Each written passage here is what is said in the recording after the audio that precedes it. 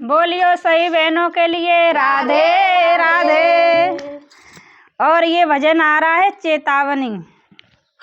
अब तो सर्दी बढ़ गई है बहुत, सर्दी करूँ भैया, कार्यक्रम तो करना पड़ेगा। भैया भक्तों को नए नए भजन नहीं देंगे तो कैसे काम चलेगा। हमारी यूट्यूब फैमिली आस लगाए बैठी रहती है भैया भजन सुनने के लिए। हाँ, गाने पड़ेंगे। बहुत अच्छे अच्छे कमेंट आते हैं, बहुत हिम्मत बढ़ती है आप लोगों के लिए। एक भजन है, एक भक्त कह रहा है, और जब से मैं प्रभु के शरण में आई है तब से मेरे सारे संकट कट गए और मुझे जीने का भी ढंग आ गया, कैसे जीना चाहिए। और ये सत्य बात है, जब तक भगवान की शरण में नहीं जाओगे तब तक कुछ पता नहीं चलेगा। और भगवान की शरण जब ले लोगे तो भगवान सद्बुद्धि हमेशा आपको देंगे और सही रास्ता पे चलाएंगे। और तो प्यारा सा भजन है, सुने, अपनी कलम से लिखा है। आप लोग कमेंट में बताएं कैसा भजन है।